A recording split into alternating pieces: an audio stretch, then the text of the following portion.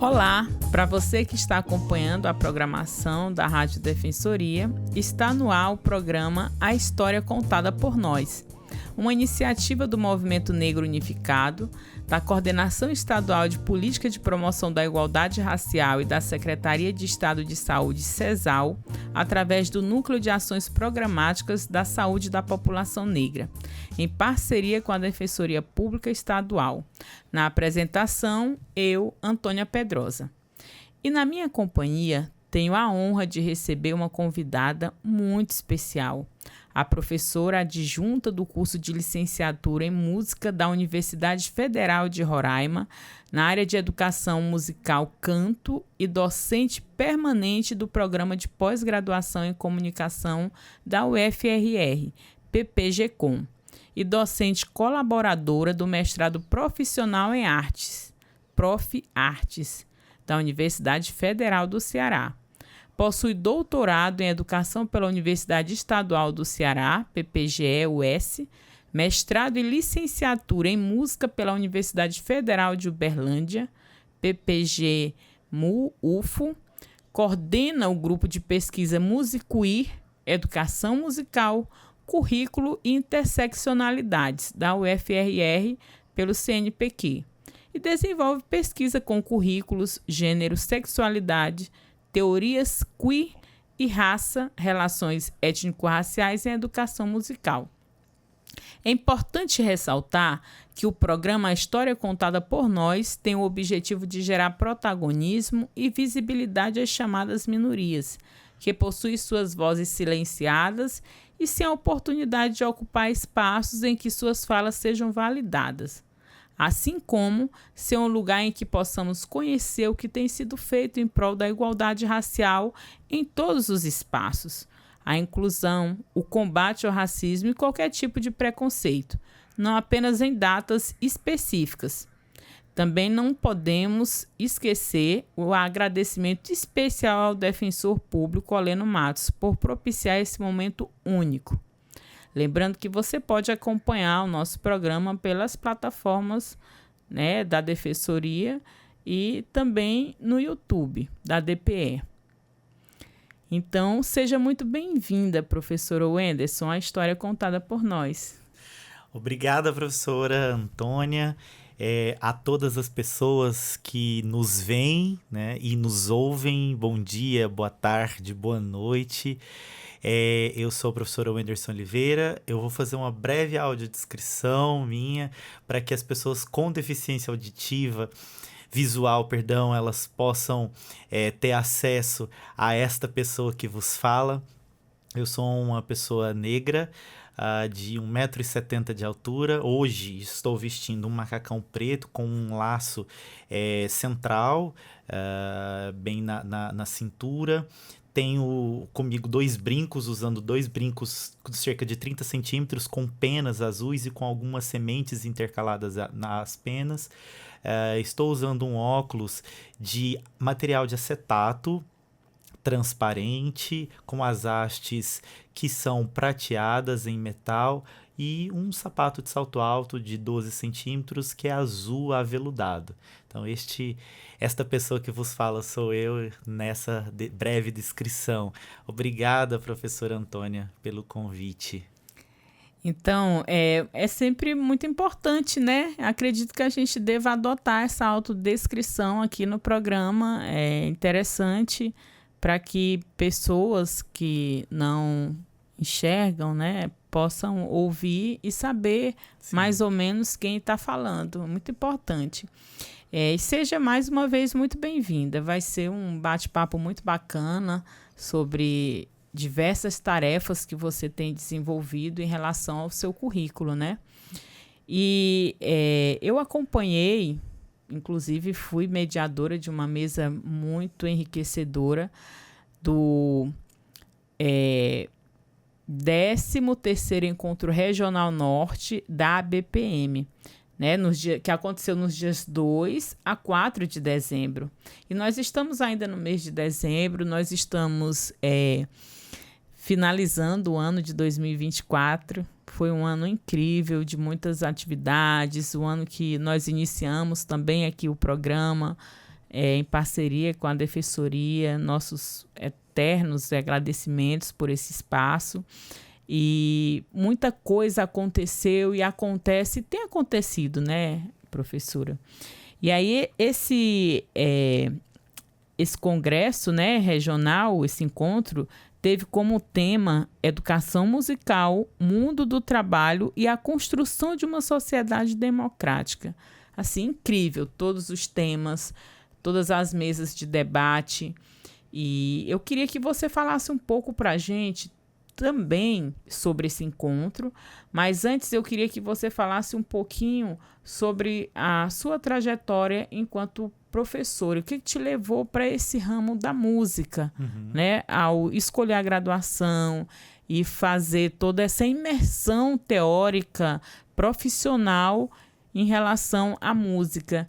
Conta pra gente, assim, o início, o que né, o insight, eu quero trabalhar com isso, eu gosto. Conta pra gente essa experiência. Conto.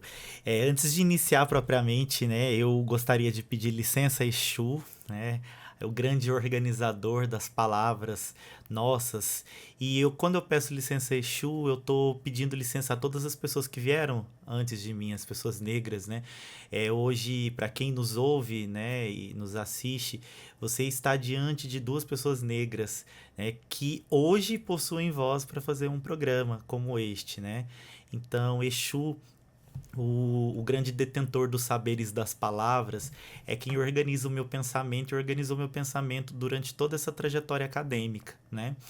E é importante começar por aí, porque por onde eu começo a música, né? Eu acredito, como venho de uma cultura de terreiro, né? A música, ela tá na gente, né? A gente desde sempre canta para orixá, a nossa reza é um canto, né? Então a gente não tá falando as palavras, né? Nós estamos sempre cantando as palavras e eu comecei aí, né, a me apaixonar pela música de uma maneira onde a música me movesse, né? Ou me comovesse. E nessa comoção, que é uma moção, né? Fui estudar no conservatório de música, né?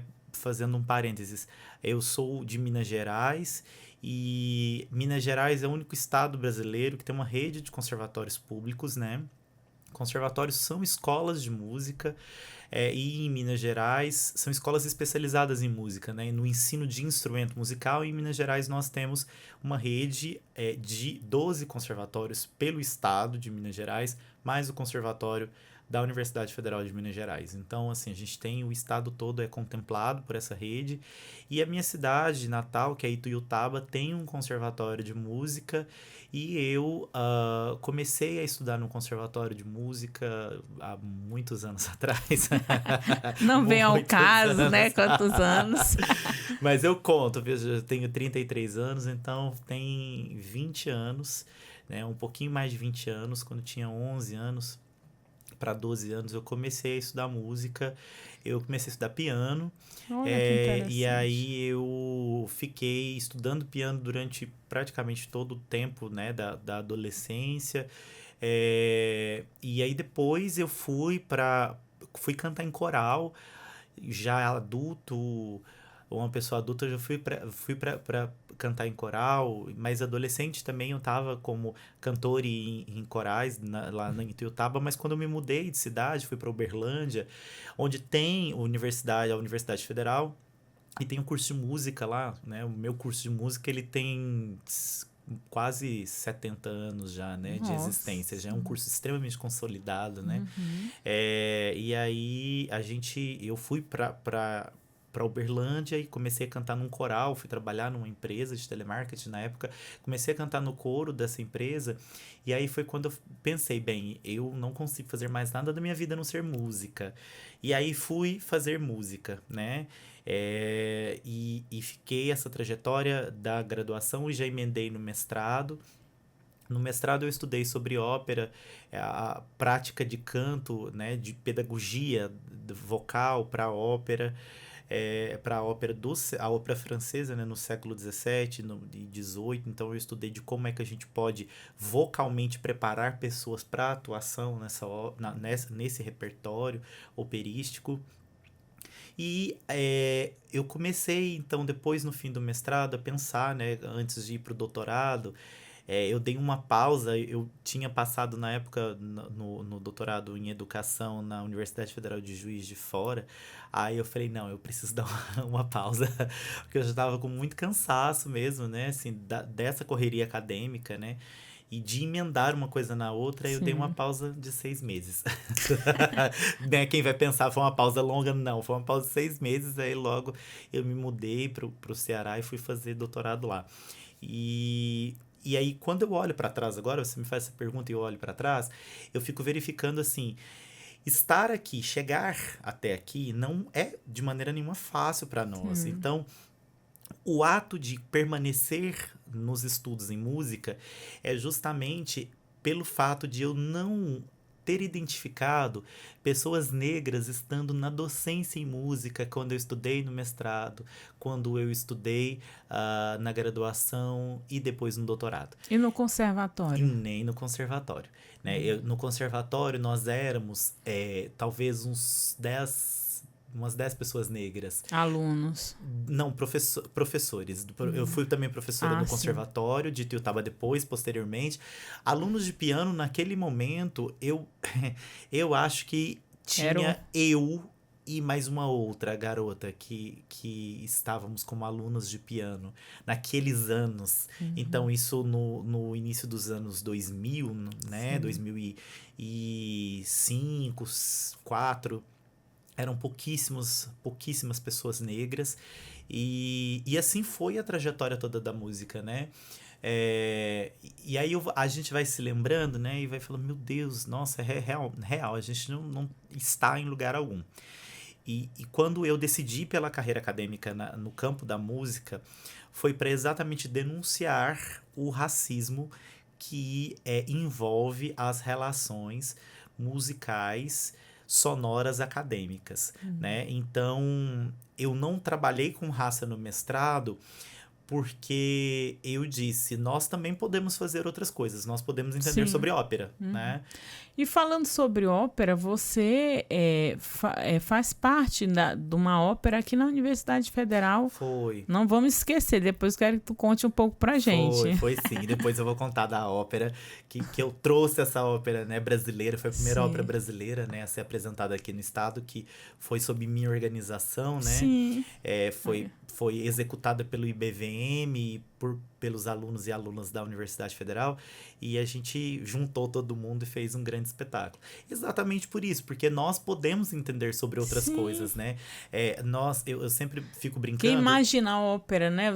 A ópera é só aqueles cantores de fora, né? Da Europa. E brancos, e pessoas brancas, né? E aí... Porque no Brasil se espera, quando a gente fala sobre ópera, se espera que tenha uma pessoa branca à frente. Sim. Então, somos pouquíssimas pessoas cantoras líricas negras no Brasil hoje, né? É um grupo muito reduzido mesmo. E quando eu digo muito reduzido, é muito reduzido. E a maior parte das pessoas está na Bahia. Mais especificamente em Salvador. Então a gente tem... ou São Paulo. Aí quando você vem pro norte, aí afunila, né? Aí, exatamente. Então, assim, quando a gente já não tem um número grande de cantores e cantoras líricas e líricos aqui no norte do país, e aí são só pessoas brancas, né? E aí teve a primeira ópera aqui. Sim, a primeira ópera brasileira. Já haviam apresentado o Pagliatti, né, em 2019, se não me falha a memória, e ano passado, então, nós fizemos a primeira ópera brasileira, né, que foi composta, né, pelo professor Eliere Moura, que é professor da Universidade Federal da Paraíba, né? E aí ele fez uma sessão para a Universidade dos Direitos Autorais da obra e para que a gente pudesse apresentar, né? Foi muito bacana, foi uma coisa muito legal. E aí, vamos ter a segunda ou... Quem sabe, né, 2025, professora Antônia? né? Óperas são sempre coisas grandiosas e megalomaníacas, né? Sim. É algo que a gente tem que mover muitas pessoas, porque a gente tem que mover cenário, então, com o cenário, a cenografia, a iluminação, preparação vocal, músicos de orquestra, a orquestra. Então, é muita gente. É algo para ser, tem que ter um fôlego de 2 em 2 anos. Não? Então, eu falo aqui para as pessoas ouvintes, olha, tô sem fôlego no momento. Mas 2025, momento, né, vem aí, a gente espera que tenha uma segunda edição. Tomara. A gente entende que realmente é algo grandioso, mas é importante, né, para esse cenário amazônico também, como você fala. Nós também podemos estar em outros espaços, em outros cantos que são muito elitizados, né? A ópera é muito elitizada, a gente sabe aí desde o período colonial. E aí acho que quando populariza é importante, né, professora? E aí fica aí, então, não é... Fica o desafio, digamos assim, né? Para que se faça uma segunda edição. Mas a gente entende.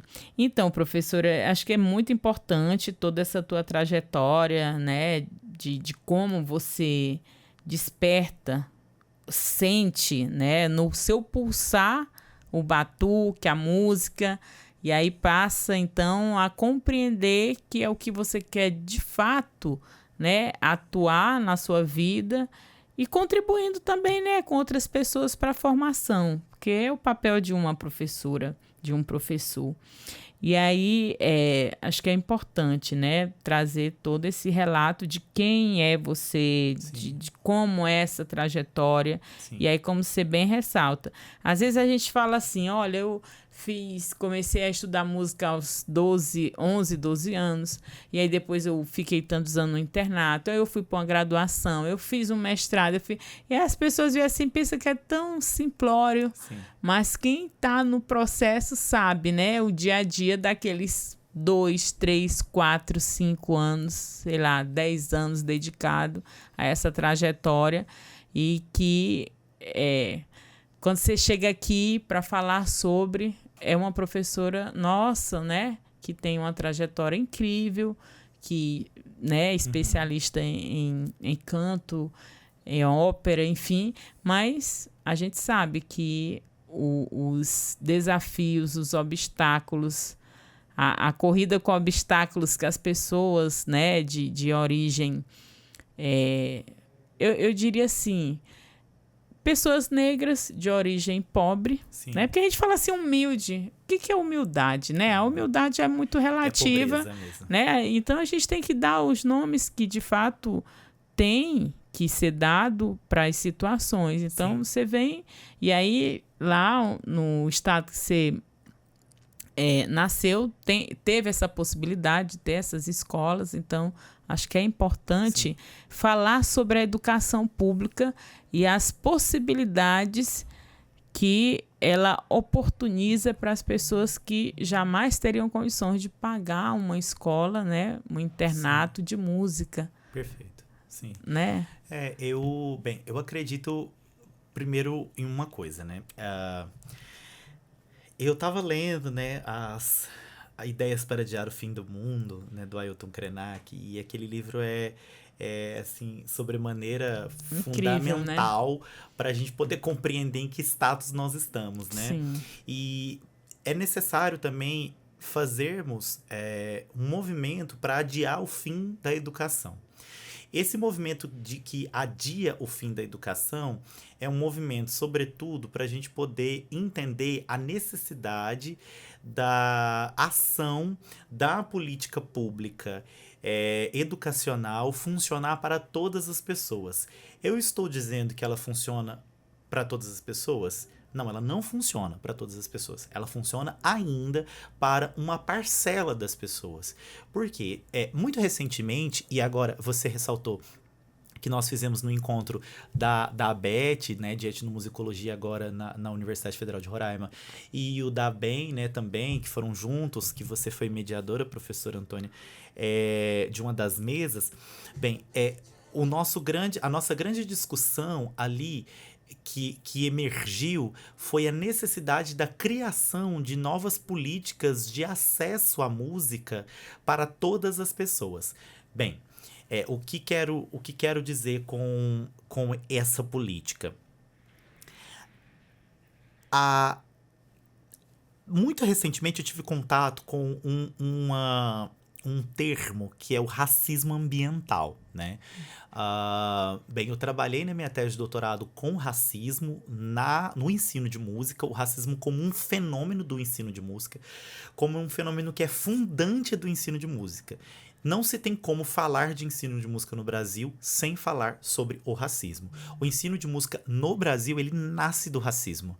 Porque ele especificamente, quando se tem no século XVII, XVIII, as fazendas musicais no Rio de Janeiro, em Minas Gerais, essas fazendas eram de senhores de engenho que escravizavam pessoas negras para tocarem e cantarem, né? Então, ou seja, desde sempre, esse lugar, né, da música, ele é racializado. Em um determinado momento, quando as pessoas negras são declaradas livres da escravidão, uma liberdade estranha, né, que se é dado em 1888, digo liberdade estranha porque, enfim, né, pesquisa em teses e dissertações sobre raça, escritas por pessoas negras, sobretudo, vocês vão perceber, né, como, por exemplo, Abdias do Nascimento ou Lélia Gonzalez, vocês vão perceber especificamente que é uma libertação estranha, porque as pessoas, elas não foram libertas, elas permaneceram em outro tipo de sistema de diferenciação racial. E esse sistema de diferenciação racial, né, quer dizer, até aquele momento onde há essa lei, a instauração dessa lei, né, que proíbe as claras a escravidão, porque as não claras estavam acontecendo, permanecem acontecendo até hoje, foi especificamente uma mudança que se tem na configuração do ensino de música, que passa, de novo, à mão de algumas poucas pessoas, né? Então, essas poucas pessoas eram pessoas brancas, né, vindas da Europa para cá, para o Brasil, que foram as que começaram essas criações dos conservatórios e das escolas de música.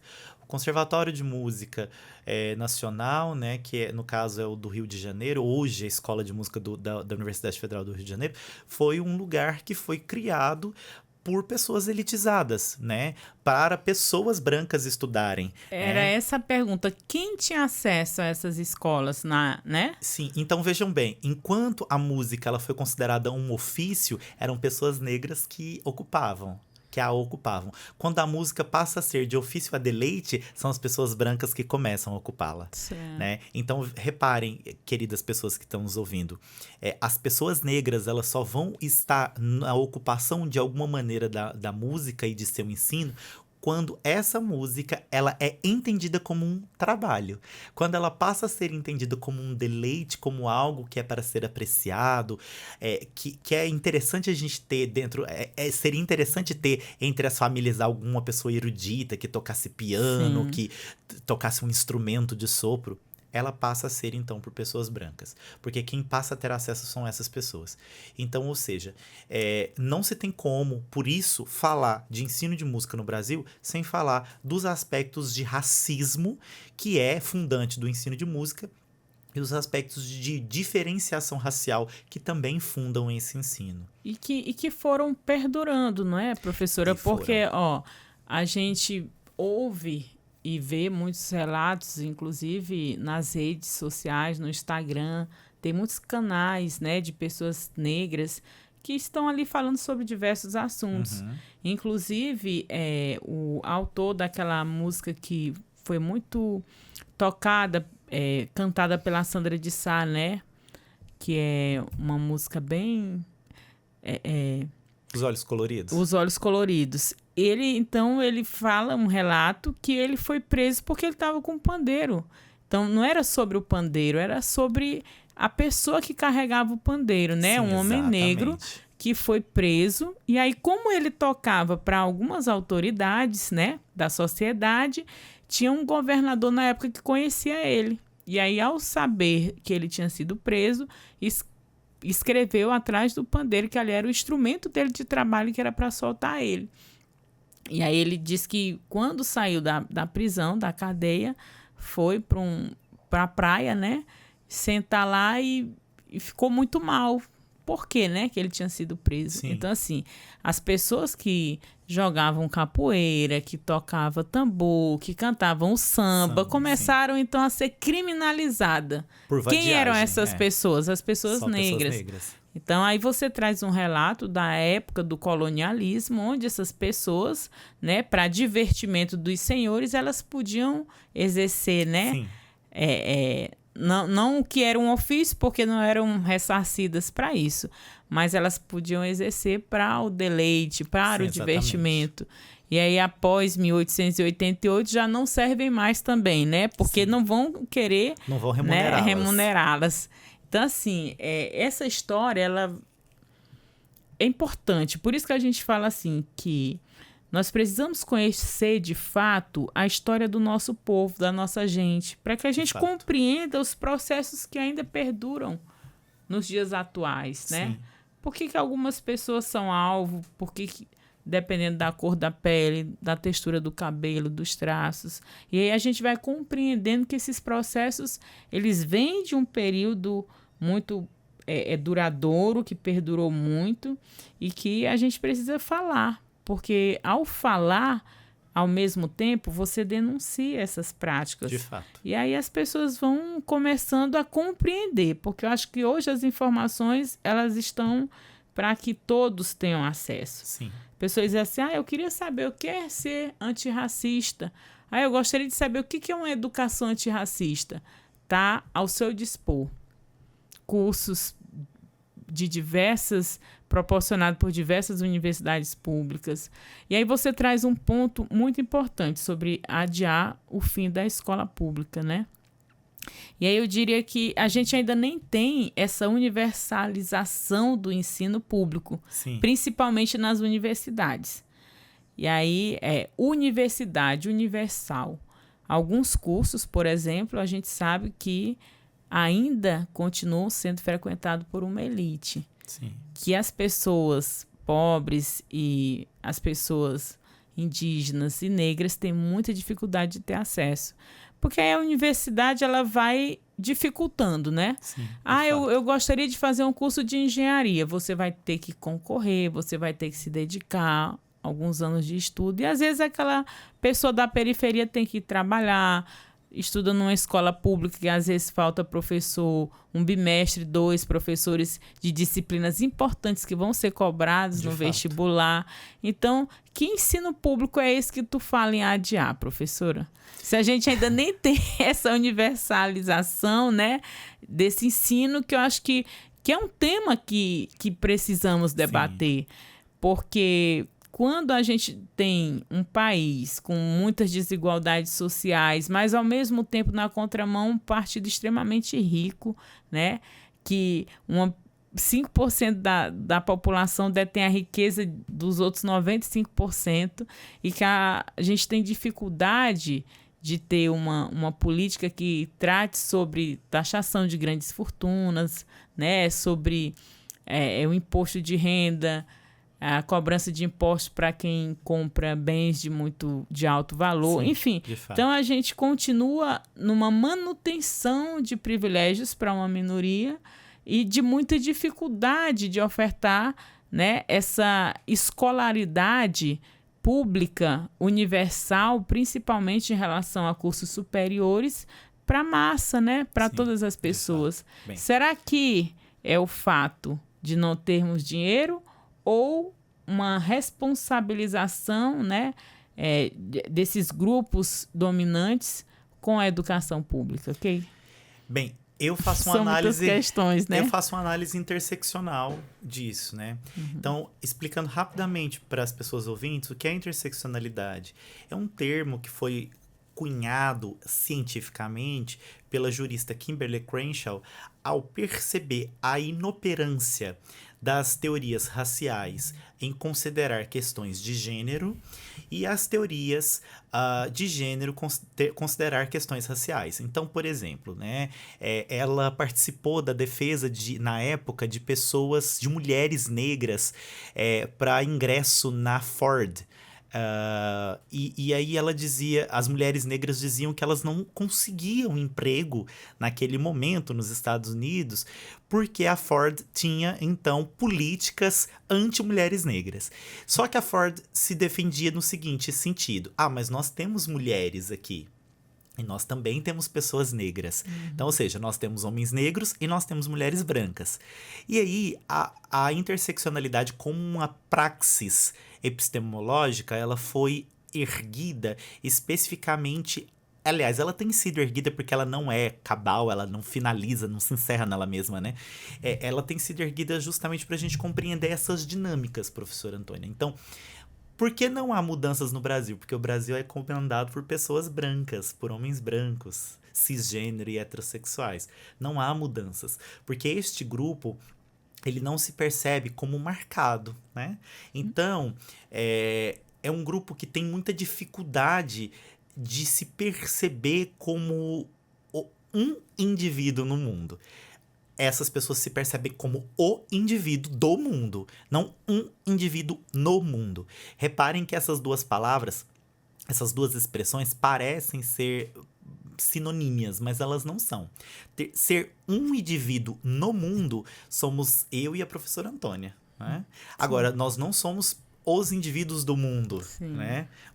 O indivíduo do mundo, porque nós não somos a norma, nós somos a antinorma, né? Então, o que isso quer dizer, né?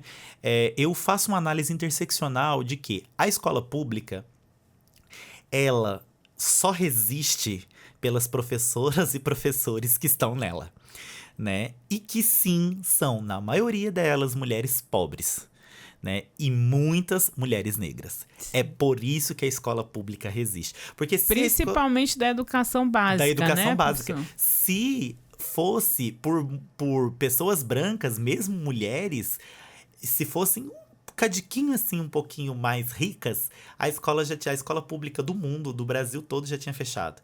Então, e aí ela só resiste pela força também que as comunidades negras dão a elas, né? Porque é evidente para mim, né, que quando a gente vai passear nas escolas públicas, a gente encontra uma massa de pessoas negras, aqui em Roraima especificamente de venezuelanos e venezuelanas também, de indígenas. Então a gente encontra esse povo na escola pública, né? E a escola pública, ela existe a partir desse povo.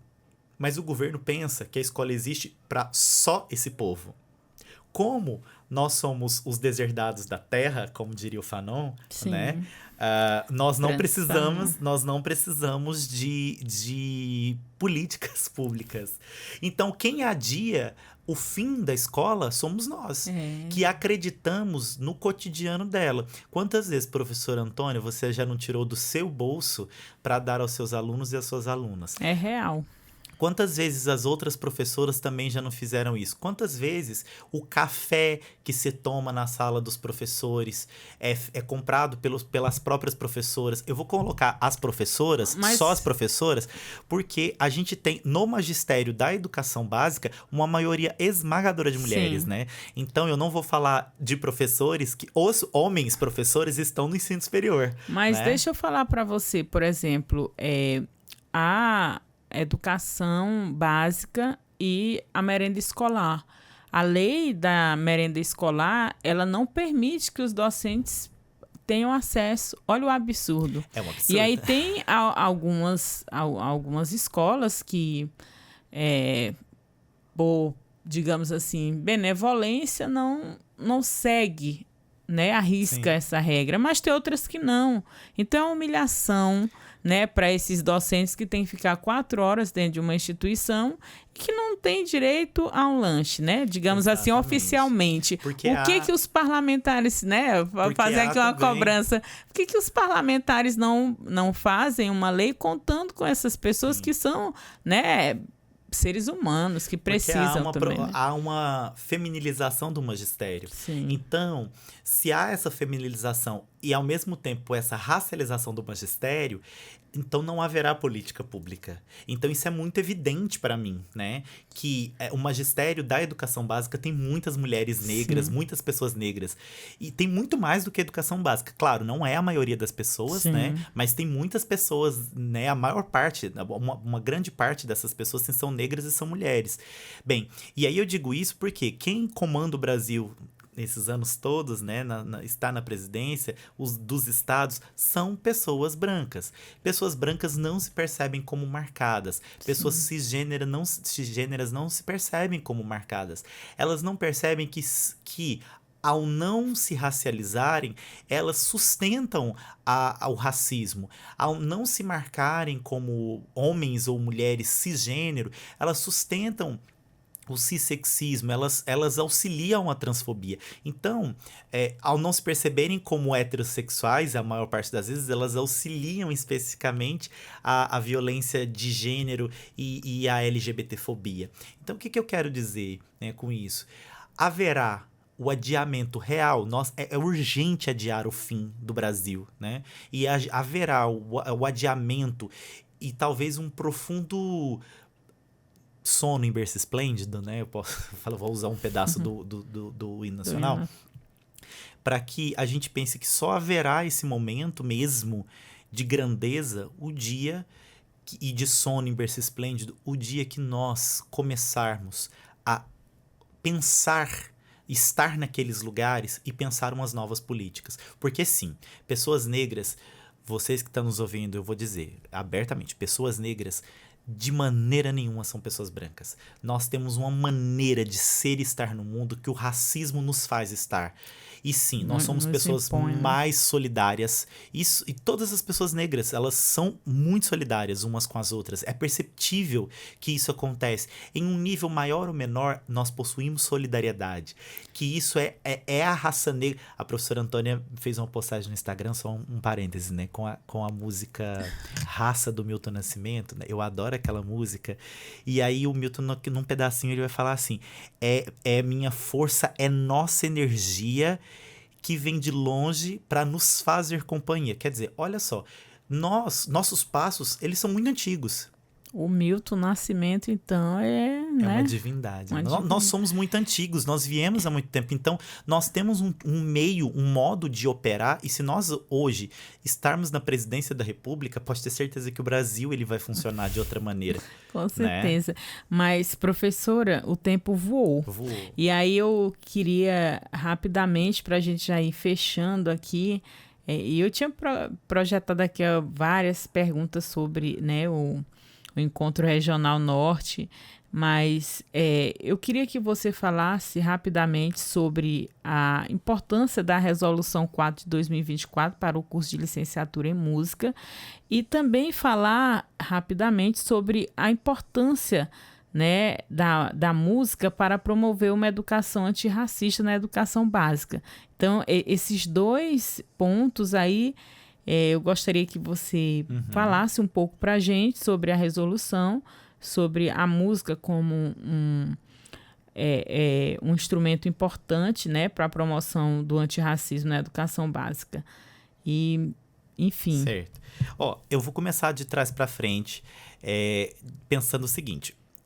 Eu escrevi um artigo em 2020, que é um dos artigos hoje mais baixados da revista Da Bem, né? Tá disponível gratuitamente, chama Enviadecer a Educação Musical. É um trecho, um artigo bem interessante, assim, justamente que vem dar alguns passos para a gente poder pensar em como promover uma educação musical, um ensino de música, que seja comprometido com as diferenças. E quando eu chamo de diferenças, não são só diferenças físicas, eu estou pensando em diferenças como um ponto epistemológico, né? Bem, a primeira coisa que urge a necessidade de pensarmos novas propostas, que não são modelos, são propostas, propostas abertas, né? O ensino de música antirracista, ele é comprometido não somente com a luta do povo negro, mas também com a valorização das vozes amplas, né, e diversas que existem dentro dessa negritude, compreendendo que a negritude ela não é unívoca, a negritude ela não é universal, né? Ela é situada, ela tem muitas faces, né? E essas muitas negritudes compõem um grande hall de conhecimento musical, que é um conhecimento que eu não posso dizer que seja tradicional, porque eu não acredito nisso, mas é um conhecimento ancestral. Então, uma educação musical antirracista, ela, em minha concepção, é uma educação musical sankofa. Então, ela observa o que se passou, mas não o ontem colonial. É aquele ontem das ancestral, das nossas memórias adormecidas, as nossas memórias perdidas no Atlântico. Sim. E ela observa essas memórias perdidas no Atlântico e ela as recupera. As recupera não para impor, como é o eurocentrismo, mas para propor. E essa proposição é exatamente maneiras de descolonizarmos, de pensarmos para além daquilo que já foi aprendido. É nesse sentido que a resolução não vai caminhar, infelizmente, né? A Resolução 4 de 2024, né, da Câmara de Educação Superior, que vai colocar a necessidade de a gente pensar, por exemplo, novas formas para os currículos e para a formação de docentes da educação básica, para a educação básica, precisa ser revista para poder ser pensada em questões que são muito mais densas. Por exemplo, essas questões interseccionais, como eu mencionei. Sim. A educação pública, ela precisa ser pensada de um modo interseccional. E nós temos na mão uma ferramenta no Brasil, uma ferramenta importantíssima, que é o IBGE. O IBGE dá dados para nós interseccionais que são promotores de políticas. E, nesse sentido, a educação superior, ela precisa necessariamente começar a pensar no chão da sala de aula da escola básica, compreendendo que formar professores está para além de cumprir um quadro mínimo de disciplinas, e que os currículos nesse aspecto eles são muito mais abertos e ecológicos. E aí eu estou dizendo o quê? É necessário a gente fazer uma educação brasileira e resoluções que sejam feministas, ou pelo menos que flertem muito fortemente com o feminismo, antirracistas, ou flertem muitíssimo fortemente com o antirracismo, anti-LGBTfóbica, anti-aporofobia, anticapacitista. É necessário produzir isso. As resoluções nós temos muitas resoluções. Temos o Estatuto da Igualdade Racial, temos o Estatuto da Pessoa com Deficiência, o Estatuto da Pessoa Idosa, mas a gente precisa colocar isso agora, de fato, em prática na formação docente, que hoje não tem mais como ser como era 20 anos atrás, né? Perfeito. Formar professoras e aí eu finalizo pensando, né? Formar professoras e professores críticos, numa perspectiva freiriana, exige de nós muito mais, nós professoras e professores universitários, muito mais do que simplesmente teorias bonitas, né? Paulo Freire, se estivesse vivo hoje vendo essas resoluções, talvez estaria muito triste com isso. Talvez esteja do lugar onde estiver muito triste, né? E eu acho que urge essa frase final dessa fala. Urge a necessidade de uma reviravolta, né? Que os ventos de Ansan promovam essa reviravolta, promovam um tornado especificamente no Brasil para que nós possamos florescer. Um tornado na educação, né? Sobretudo. Então, muito obrigada, professora Wenderson. Foi um prazer enorme ter você aqui conosco no programa História Contada por Nós, Lutas e Ancestralidade, né?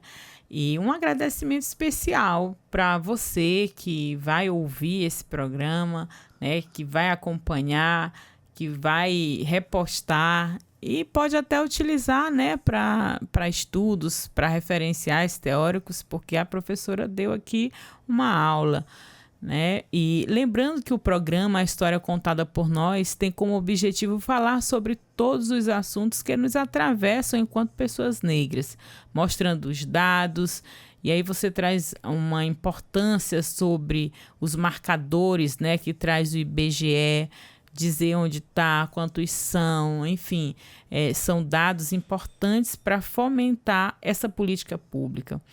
Então, mostrando os dados e identificando as causas, pois só assim poderemos avançar rumo à igualdade racial e por uma sociedade sem nenhum tipo de preconceito.